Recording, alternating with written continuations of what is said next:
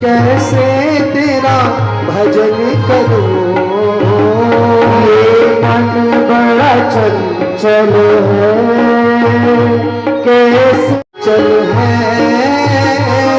कैसे तेरा भजन करूं, ये मन बड़ा चंचल है, कैसे तेरा भजन करूं,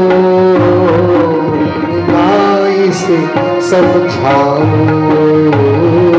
इतना इसे समझाओ, उतना ही मैं चले जाए राधे तेरे चरणों के, श्यामा तेरे चरणों के।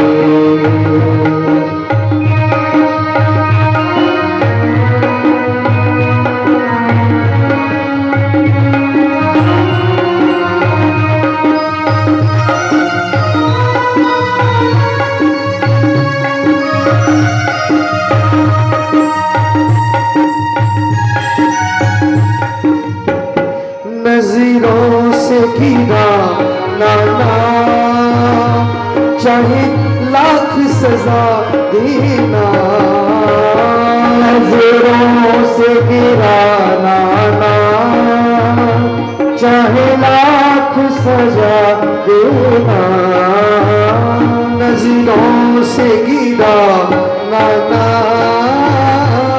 चाहे लाख सजा देना, नज़रों से गिरा नाना, चाहे लाख सजा देना, नज़रों से जो गिर जाए, नज़रों से जो गिर जाए, मुश्किल ही संभल पाए राधे तेरे चरणों के, श्यामा तेरे चरणों के।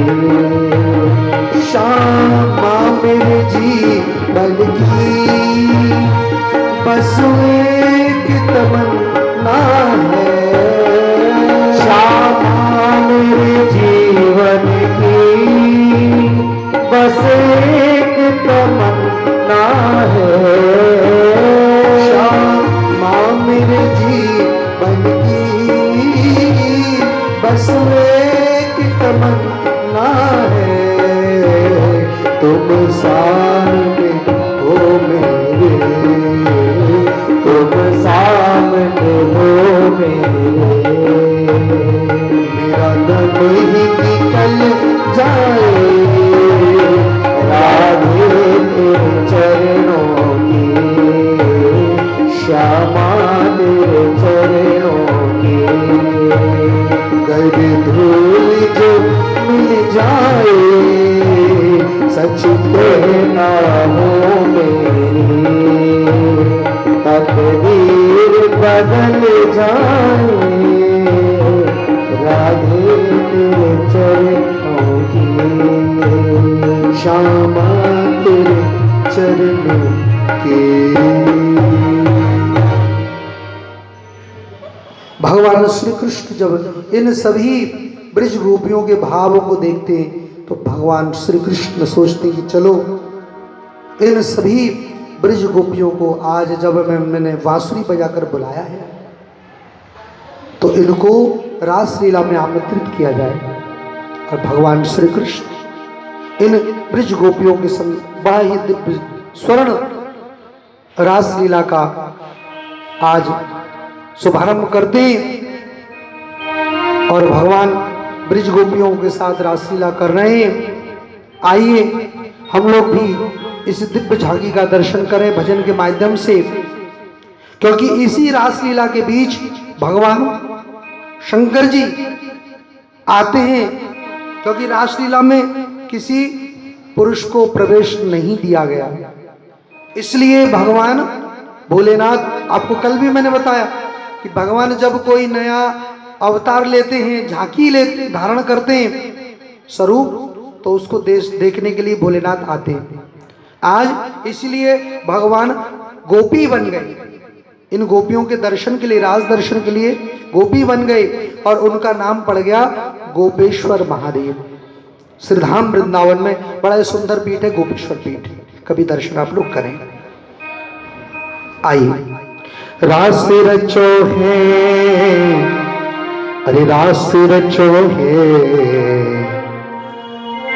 यमुना के नीरे तीरे, रास रचो है, रास रचो है, रास रचो है यमुना के नीरे तीरे, रास रचो है, रास रचो है, रास रचो है यमुना के नीरे तीरे, रास रचो है, रास रचो है, रास रचो है यमुना के नीरे तेरे, रास रचो है। राधा नाचे कृष्ण नाचे, नाच गोपी जन, राधा नाचे कृष्ण नाचे, नाच गोपी जन, राधा नाचे कृष्ण नाचे, नाच गोपी जन, राधा नाचे कृष्ण नाचे, नाच गोपी जन। मन मेरा बन गए सखी पावन वृंदावन, मन मेरा बन गए सखी पावन वृंदावन। बोलो रास रचो है, रास रचो है जमुना के तीरे तीरे, रास रचो है, रास रचो है, रास रचो है जमुना के नीरे तीरे, रास रचो है।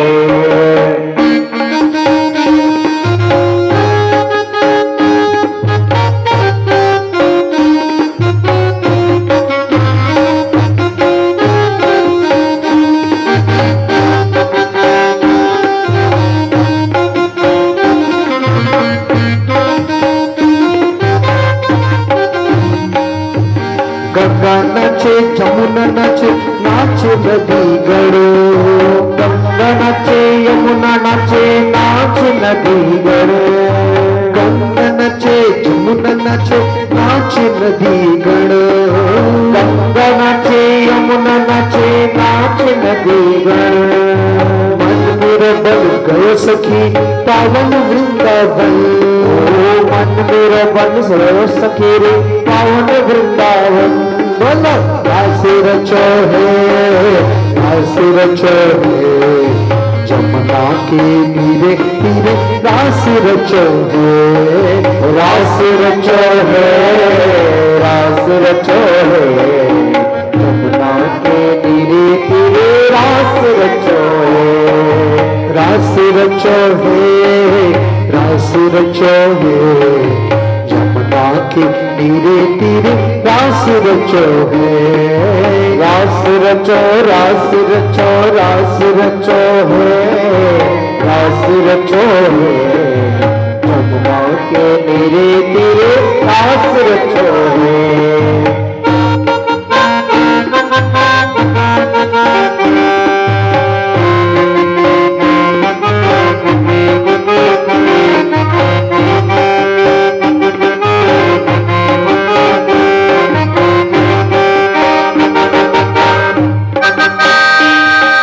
सूरज नाचे चंदा नाचे, नाच तारागढ़, सूरज नाचे चंदा नाचे, नाच तारागढ़, सूरज नाच चंदा नाचे, नाच तारागढ़, सूरज नाचे चंदा नाचे, नाच तारागढ़।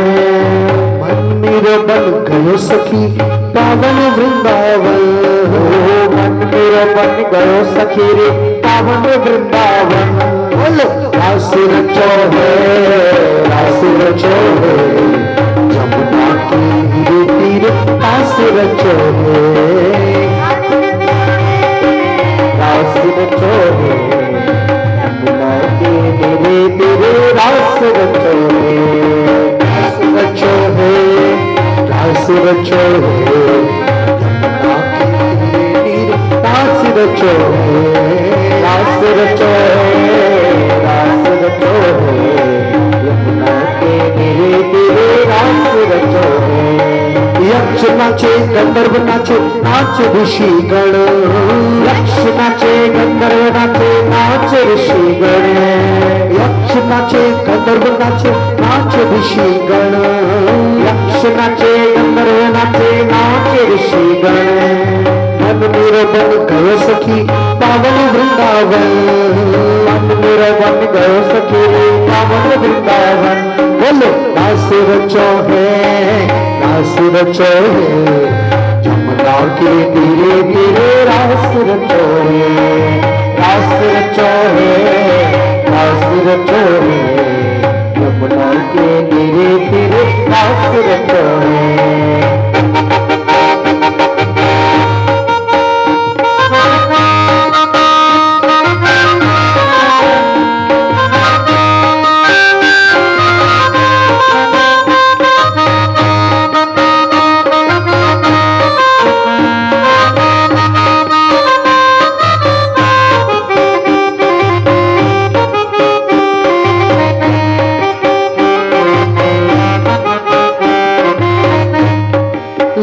नाचे विशाखा नाचे नाच गोपी जन, ललता नाचे विशाखा नाचे नाच गोपी जन, ललता नाचे विशाखा नाचे नाच गोपी जन, ललता नाचे विशाखा नाचे नाच गोपी जन।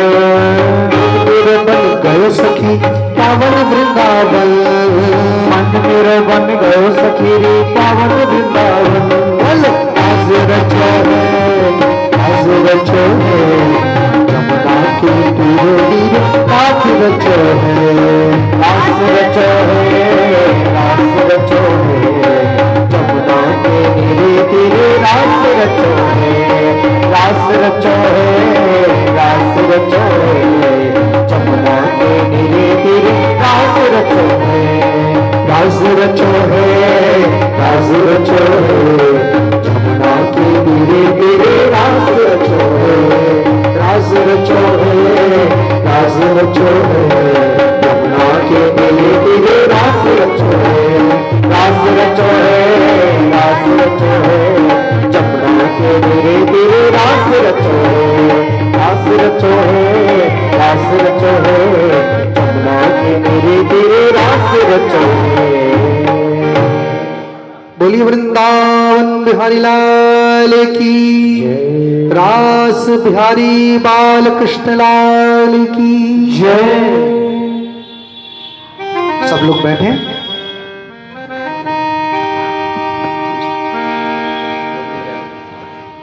आज इस प्रकार भगवान श्री कृष्ण इन गोपियों के संग रासलीला कर रहे हैं। रास में भाग लेने वाली जो ब्रिज गोपियां हैं, इन लोगों को लगने लगा कि आज देखो त्रिलोकपति भगवान नारायण हम उनके संग नृत्य कर रही हैं। हमको भगवान ने नृत्य में इसलिए आमंत्रित किया क्योंकि लगता है संसार की सबसे सुंदर स्त्री अगर कोई है तो वो हम हैं। प्यार से बोलो जय श्री कृष्ण। हम लोग ठाकुर जी को भोग देते हैं 56 व्यंजन बना के। ये तो हम अपनी भावना प्रकट करते हैं। कोई 56 भोग देता है, कोई फल देता है, जिसकी जो सामर्थ्य है। लेकिन आपको मालूम है परमात्मा बिना दिए एक चीज खाते हैं। प्यार से बोलो जय श्री कृष्ण। अगर हम ना भी दें उनको, वो खा लेते हैं। और वो होता है हमारा अहंकार। प्यार से बोलो जय श्री कृष्ण। परमात्मा जो हमसे लेते हैं, खा लेते हैं, और वो होता है हमारा अहंकार। आप देखना कभी भी किसी भी चीज में आप एक बार अहंकार मन में लेके आना, तो आपको कुछ ही समय में पता चल जाएगा कि आप कुछ भी नहीं है जिस चीज पर आप अहंकार कर रहे हो। यही कुछ आज इन ब्रज गोपियों के साथ भी हुआ है। मेरे गोविंद अचानक उन सभी ब्रज गोपियों के बीच से एकाएक अंतर्धान हो गए और भगवान श्री कृष्ण को ये सभी ब्रज गोपियां आज विरह में रो रही हैं, पुकार रही हैं। अब जब तक नजदीक थे तब तक उसकी वैल्यू नहीं समझ पाए। प्यार से बोलो जय श्री कृष्ण। जय श्री कृष्ण। और वैल्यू तब समझ में आता है जब आदमी दूर होता है। सजनों, आज सभी ब्रज गोपियां भगवान श्री कृष्ण की बाल लीलाओं को याद करके उनको याद कर रही हैं, और ब्रज गोपियां भगवान श्री कृष्ण की लीलाओं को स्वयं करने लगी। माखन चोरी लीला, कोई उसमें से कृष्ण बन गया, कोई ब्रज ग्वालवाल बन गए और कृष्ण की लीलाओं को आपस में वो कर रहे हैं। परमात्मा को समझने के लिए सबसे सरल आसान मार्ग बताया लीला। आप जब लीला देखते हैं तो आपको सब कुछ सामने दिखाई देता है। ध्यान दीजिए, जो बच्चे पढ़ाई लिखाई करते हैं, मैं उन लोगों के लिए भी कहूंगा, जब हम लोग अपनी आंखों से कोई चीज देखते हैं तो आंखों से देखने में हमारे साथ कई हमारी इंद्रियां एक संग काम करती हैं। पहले हमारी दोनों आंखें, सामने अगर कुछ बोल रहे हैं तो हम उसकी आवाज को सुन रहे हैं, आंख और कान, और उस चीज को समझने के लिए हम दिमाग का भी इस्तेमाल कर रहे हैं, बुद्धि। और जब विद्यार्थी इन तीनों को एक संग लगाएगा तो वो जल्दी उन चीजों को याद करेगा। यानी विजुअल देखकर किसी चीज को आप अगर दिखाकर समझाओगे तो विद्यार्थी उन सब चीजों को जल्दी याद करता है। अब इन बातों को समझने लगे, बच्चे भी समझते और पढ़ाने वाले ट्यूटर भी समझते, और बच्चों को जल्दी याद होती है। हालांकि कथा तो भागवत जी की चल रही है, लेकिन प्रसंग बिल्कुल सेम। आज यही सब ये ब्रज गोपियां आपस में लीलाएं कर रही हैं। लाली मेरे लाल की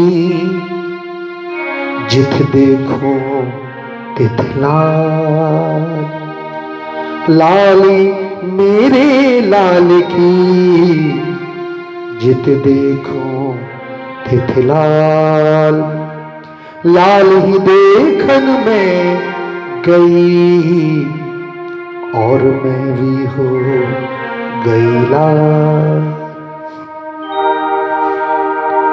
और इतना लीला में वो रम गई, वो अपने आप को ही कृष्ण समझने लगी। प्यार से बोलो जय श्री कृष्ण। जय श्री कृष्ण। ये उच्च कोटि की भक्ति होती है। उसमें जैसे हम लोग हाथ में, आपने देखा होगा, माला लेके भगवान का हम लोग संकीर्तन करते हैं, जाप करते हैं, गुरु मंत्र का जाप करते हैं, नाम संकीर्तन करते हैं, महामंत्र का जाप करते हैं आदि। तो माला कब तक लेते हैं? माला लेना माने एक प्रैक्टिस करना, आदत डालना, और बाद में आदत इतनी हो जाती है, रात को हम लोग सोते समय हाथ में माला लेके जाप करते करते सो जाते हैं।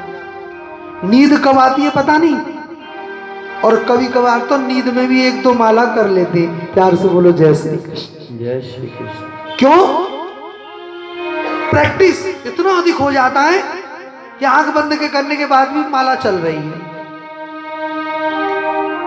कर का मन का डार दे, मन का फेर। मतलब डारने का मतलब वो नहीं है, प्रैक्टिस की वो ऊपर की एक गति है, वहां पहुंच जाएंगे तब ये माला, ये हमारे सहायता के लिए है।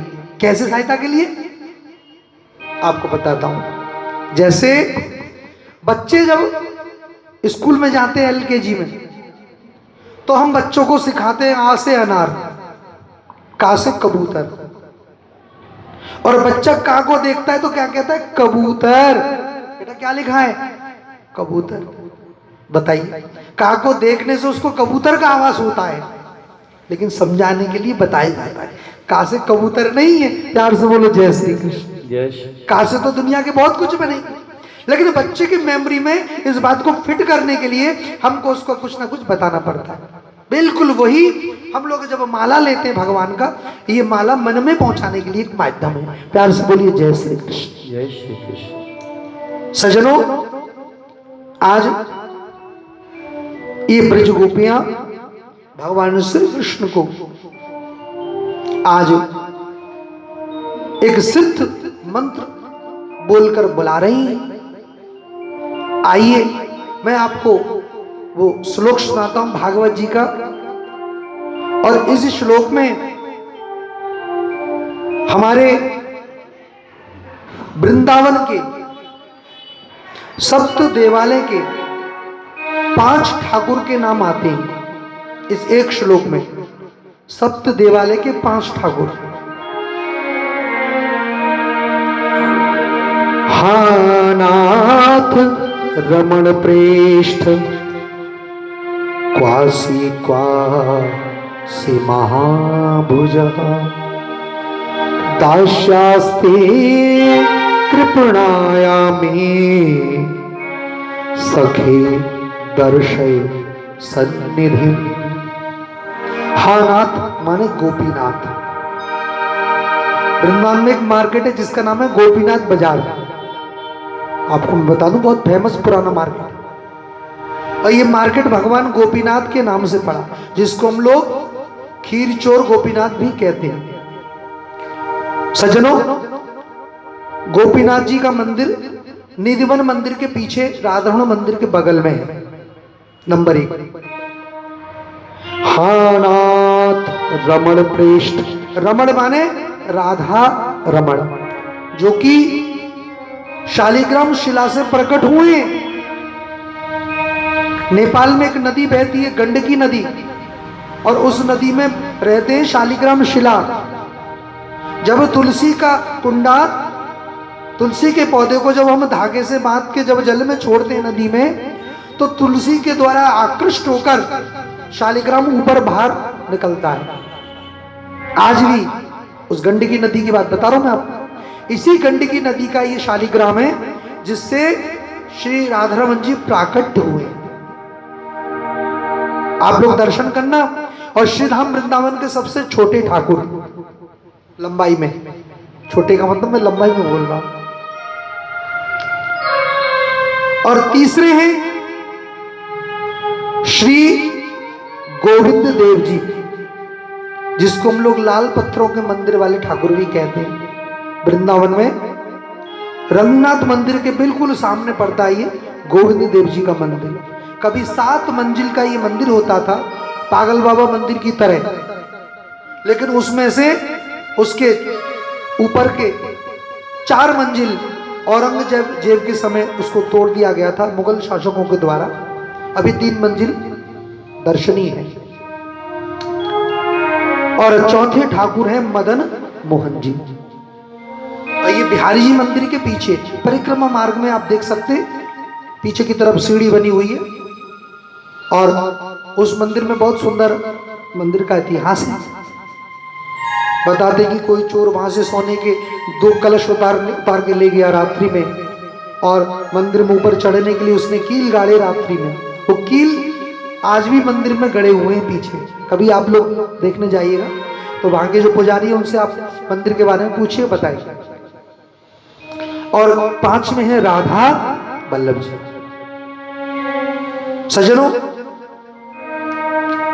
गोपीनाथ जी, गोविंद देव जी और मदन मोहन जी, ये जो 3 ठाकुर हैं, इन तीनों ठाकुरों के दर्शन का फल सिर्फ राधारमण के दर्शन में बताया गया है।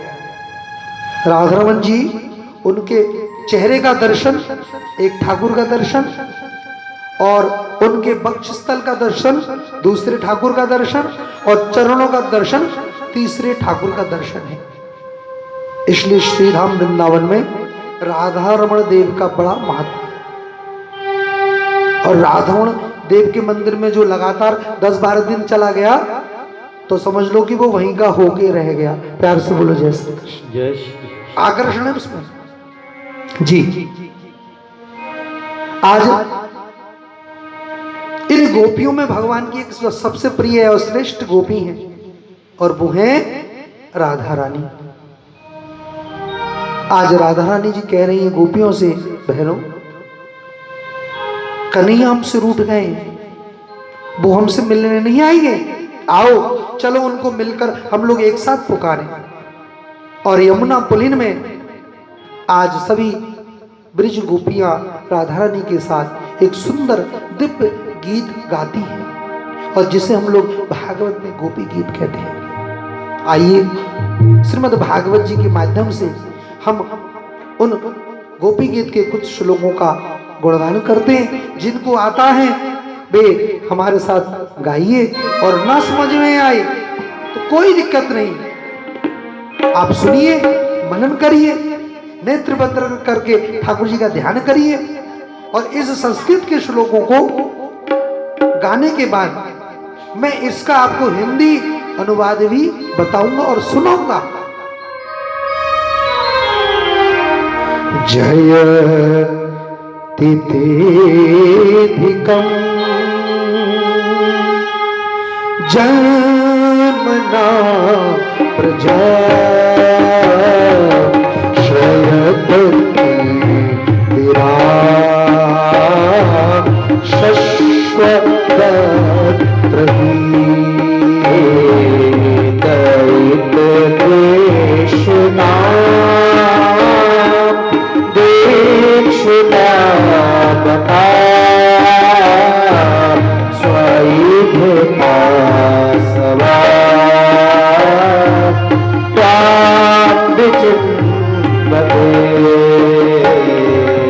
जयति जन्मना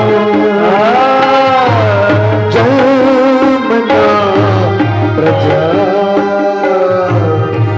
शयत इंदिरा शाश्वत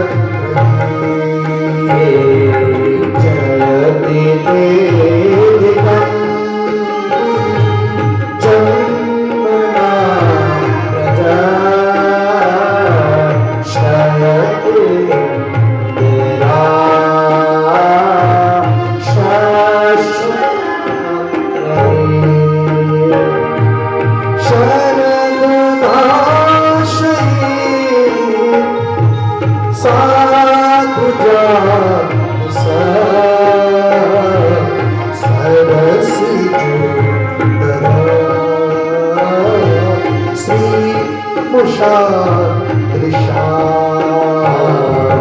सूरत नाथ के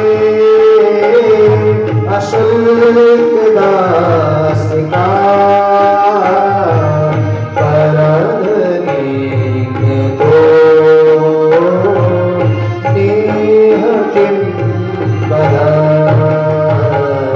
विष्णु जना प्रिया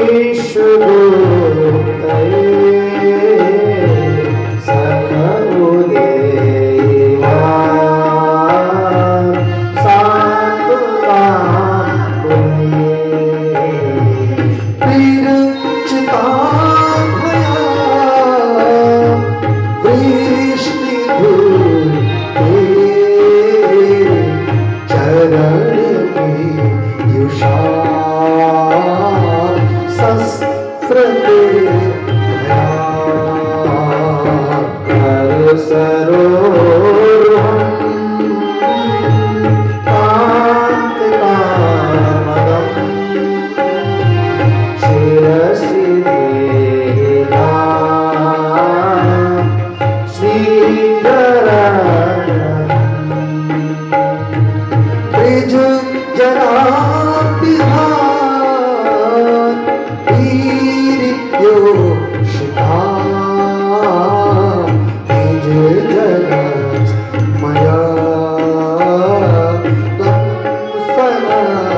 पिता भज सके भवन के करे स्मरो चल रुहाननम चारु दर्शने प्रणत देहि नाम पाप कर्षण प्रण चरा नुगम श्री निकेतन फणि फणार्पितम् ते पदाम्बुजम् रेणुकुचे सुधा प्रान्देहाक्षरम् मधुरया गिरा कल्गुना बुद्धि मनो गया पुष्करे क्षणा गिरि वीर मोयते नदसि धूनना प्याया स्वना तब कथामृता तप्त जीवना कवि धीरे पिता कल्मषाप श्रवण मंगला श्रीमदानंदा भोगे गृह्णन्ते भूरिदा जना भूरिदा जना भूरिदा जना।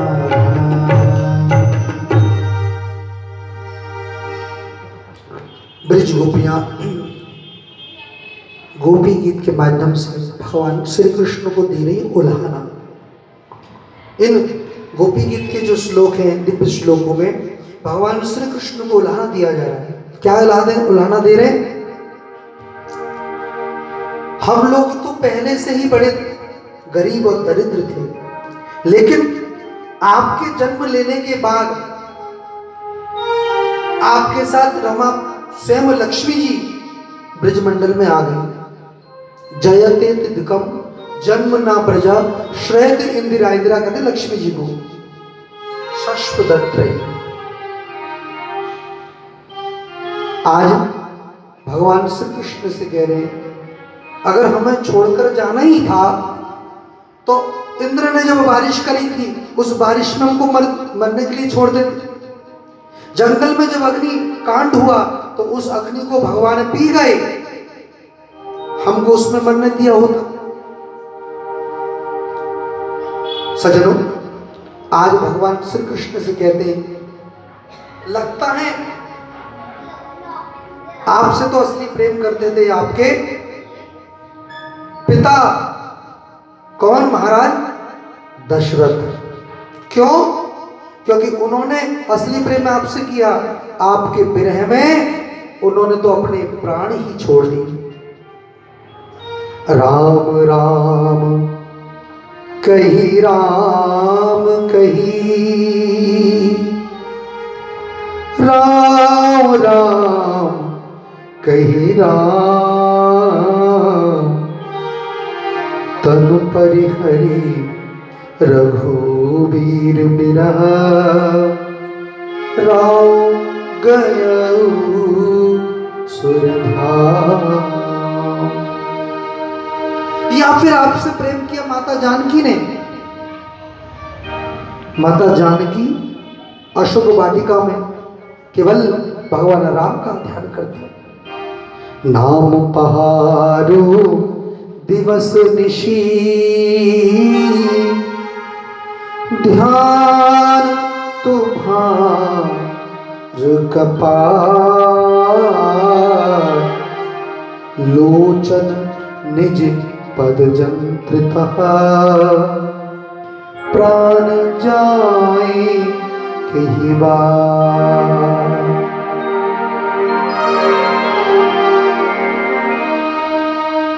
आज कह रहे हैं कि जिसने आपसे प्रेम किया, आपने उस हर व्यक्ति को, हर जीव को दुख दिया। अब भगवान को लाना क्या दिया जा रहा है? राजा श्री सत्य धर्म पर चले तो राजा श्री को क्या करना पड़ा? अपने शरीर को काटकर तराजू के ऊपर चढ़ाना पड़ा, क्योंकि धर्म देव परीक्षा लेने आए थे।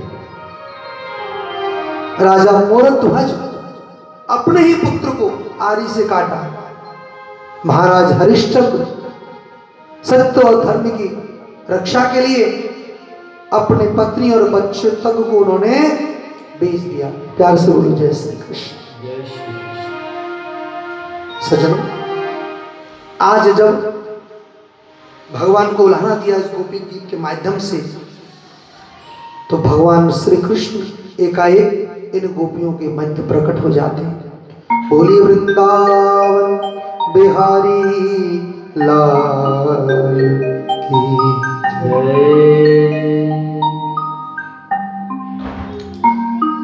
भगवान श्री कृष्ण उन्होंने उन सभी गोपियों को हृदय से लगाया और कहने लगे, मैं तो तुम लोगों की परीक्षा ले रहा था।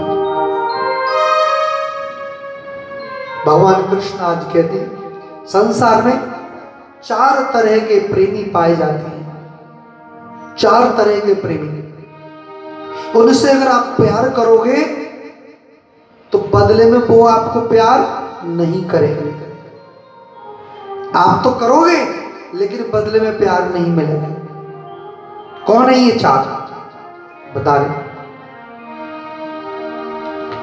मिथो भजन्ति ये सख्य स्वार्थे कांतोद्यमाते न तत्र सौहृदं धर्मः स्वार्थर्थं तद्धि नान्यथा। नंबर 1, आत्मराम। आत्मराम कहते हैं जो आत्मा में रमण करते हैं, जैसे कोई संत ऋषि, उनको अगर आप प्यार करोगे तो ठीक, नहीं करोगे तो ठीक। आपने उनको राम राम बोला तो ठीक, और नहीं बोला तो कोई बात नहीं, उनको कोई असर नहीं पड़ता। ये है आत्माराम। और दूसरे हैं जिसको कहते हैं पूर्ण काम। पूर्ण काम माने जैसे कोई बूढ़ा व्यक्ति, रिटायर्ड पर्सन, जिंदगी में बहुत सारे कुछ आनंद ले लिए, घर में खाना पीना रोटी बनता है तो कहते भैया ऐसा करो बच्चों को पहले खिलाओ, मुझे लास्ट में देना। अब लास्ट में तो आप जानते भैया जो बचता है वही मिलता है। जली रोटी है तो चलो कोई बात नहीं, खा ले। अरे बढ़िया घी की चुपड़ी रोटी तो मैंने जिंदगी भर खाई। प्यार से बोलो जय श्री कृष्ण। और वैसे भी बुढ़ापे में ज्यादा घी चुपड़ी हुई खानी नहीं चाहिए। प्यार से बोलो जय श्री कृष्ण।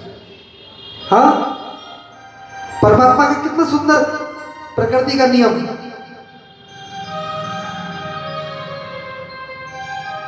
घर की जनसंख्या बढ़ रही है, रहने वाले घर में ज्यादा हो रहे हैं, तो भगवान कह रहे भैया कमरा शॉर्टेज हो रहा है, ऐसा करो 2-1 लोगों को बुलाओ।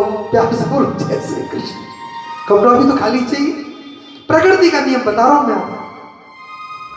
तो सिस्टम ऐसे ही चलता है। अब नंबर 3 जिसको कहते हैं आप्तराम। आप्तराम उसको कहते हैं कोई पब्लिक सेलिब्रिटी जिसको दुनिया के लोग चाहते हैं, लेकिन साहब वो किस किस को चाहेगा। जैसे कोई फिल्म इंडस्ट्री का हीरो हो, कोई क्रिकेटर हो, कोई बहुत बड़ा सिंगर हो, आर्टिस्ट हो, उसको चाहने वाले बहुत हैं, लेकिन वो हर एक को नहीं चाह सकता। और चौथे नंबर वाले जिसको कहते हैं क्रुद्र, यानी इनको आप चाहते तो हो, चाहते उन तीनों को भी हो, लेकिन उन तीनों ने आपको नुकसान नहीं पहुंचाया, अरे बदले में प्यारी तो नहीं किया आपको। लेकिन चौथा नंबर वाला आपको दुत्कार देता है, आपकी बेइज्जती करता है, आपका अपमान कर रहा है, जिसको कहते हैं गुरुद्रोह। जैसे मान लीजिए कि घर में कोई अतिथि आने वाले, भोजन बनाया, अब किसी कारण से अतिथि आने वाले जो थे नहीं आ पाए और उन्हें फोन कर दी, भाई आज हम निकल नहीं पा रहे, लेकिन आपने तो सुबह 6 बजे से तैयारी कर ली खाने पीने की, भाई कोई आ रहा है, अब 8-10 लोगों के लिए एक्स्ट्रा भोजन बना तो क्या करेंगे। सोचा चलो ऐसा करते हैं, आज हमारे बगल में हमारे मित्र हैं, इनको ही बुला लेते, दोपहर का भोजन संग में कर लेंगे। तो उनसे जाके कहा, शर्मा जी आज हमारे ऐसे कोई मित्र आने वाले थे, नहीं आए, सोच रहे दोपहर का प्रसाद आप हमारे यहाँ पा लीजिए। तो उनने क्या किया, बोले हमको क्या पागल समझ रखा क्या, ऐसे उठा के हम तुम्हारे यहाँ आ जाएंगे। और उन्होंने बदले में आपका निमंत्रण तो स्वीकार नहीं किया, अपने घर का जो उनका जो डॉगी, बोले इनको छोड़ा इनके ऊपर और कटवा दिया हमको। आप तो प्यार जताने गए और उन्होंने क्या किया, प्यार नहीं बल्कि आपको दुत्कार दिया, आपको ठेस पहुंचा दिया, दुख दे दिया। इसको कहते हैं गुरुद्रोह। भगवान कृष्ण कहने लगे ये 4 प्रकार के प्रेमी हैं, अब तुम ये बताओ इन चारों में से मैं कौन सा हूं। बोले कन्हैया ये जो लास्ट में आपने बोला ना, इससे कुछ मिलता जुलता लग रहा है। अरे हम तो घर बार दुकान सब छोड़ के आपके पास चले आए और आप हमको छोड़ के चले गए, बताओ। भगवान कृष्ण कह रहे नहीं देवी, मैं परीक्षा देने के लिए गया, लेकिन आज राजा परीक्षित जी बड़ा एक सुंदर प्रश्न कर रहे हैं। बोले प्रभु मुझे ये बताइए, भगवान श्री कृष्ण पराई स्त्रियों के संग ये जो रास कर रहे हैं, ये कुछ अशोभनीय नहीं है? प्रश्न किया। बोले देखो, सबसे पहले ये जानो कि भगवान श्री कृष्ण की आयु कितनी है। अभी भगवान श्री कृष्ण मात्र 11 वर्ष, प्यार से बोलो जैसे कृष्ण, और समर्थ को कोई दोष नहीं लगता, क्योंकि जो समर्थवान होते हैं उनको कोई दोष नहीं लगता। जैसे भगवान सूर्य, माता गंगा, गंगा जी में आप अगर कोई गंदगी डालते हैं तो गंगा जी कभी अपवित्र होती है क्या? नहीं। भगवान सूर्य, अरे दुनिया का जहां का जितनी गंदगी है उनको साफ कौन कर रहा है? भगवान सूर्य। अरे सूर्य की रोशनी से तो ये सब पवित्र हो रहे हैं, लेकिन सूर्य के किरण कभी अपवित्र नहीं होते। समृत कछु नहीं दोष उषाई, रवि पावक सुर सरी की नाई। परमात्मा समर्थवान है, इसलिए उनको कोई दोष नहीं लगता। बोली भक्त वत्सल भगवान की जय। कहते श्रीमद् भागवत के इस रास पंचाध्याय की कथा को सुनने से हमारे हृदय का जो सबसे बड़ा एक रोग है, जिसको कहते हैं काम रोग, इसकी निवृत्ति होती है। इसलिए जिन लोगों को इस प्रकार का कोई रोग लगा है उनको श्रीमद् भागवत जी के गोपी गीत का पाठ अवश्य करना चाहिए। और गोपी गीत सिर्फ काम रोग दूर नहीं करता, आपके शरीर के तमाम विभिन्न ऐसे कीटाणु, जीवाणु, विषाणुओं को मारता है क्योंकि श्रीमद् भागवत के जो मंत्र हैं ये सिद्ध मंत्र हैं और मैं बड़ी जिम्मेदारी से आपको बोल रहा हूं, इन मंत्रों में बड़ी शक्ति है। भागवत जी के मंत्र सिद्ध होते हैं। बोली भक्त वत्सल भगवान की जय। भक्तों, आज इधर भगवान श्री कृष्ण बड़े हो रहे हैं और उनको आज मारने के लिए कंस युक्ति सोचता है और दूसरी तरफ कंस के महल में आज नारद जी का आगमन हुआ और नारद जी कहने लगे, कंस, तुम्हारा दुश्मन कृष्ण बड़ा हो रहा है, तुम उसे कब मारोगे और तुम बूढ़े हो रहे हो। बोले, गुरुदेव, जब जब जिसको भी मैंने भेजा वो सब कृष्ण और बलराम के हाथों मारेंगे। अब की बार सोचता हूं किसी को भेजूंगा नहीं, बल्कि उन दोनों को मैं मथुरा बुलवा लेता हूं और मथुरा में तो बड़े पहलवान हैं मेरे पास, चाणूर और मुष्टि। कुश्ती के मैदान में खेल खेल में दोनों को मैं उन दोनों से भिड़ा दूंगा और मल्ल युद्ध में कृष्ण और बलराम दोनों को मैं यहीं मरवा दूंगा। लोग सोचेंगे खेल में मारेंगे और मेरे ऊपर दोष भी नहीं लगेगा। और इधर नारद जी अब आए वृंदावन भगवान कृष्ण के पास। आकर नारद जी कहने लगे, प्रभु, कंस को कब मारो?